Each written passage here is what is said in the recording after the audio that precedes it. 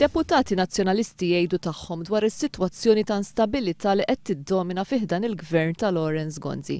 Mal-gazzetta The Sunday Times Robert Arrigo qal li l-inċertezza qed tagħmel ħsara fil-pajjiż.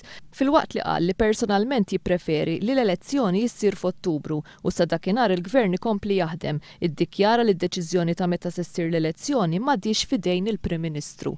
Robert Arrigo qal li jissejja biss kwistjoni ta' meta se jintemm dan il-gvern.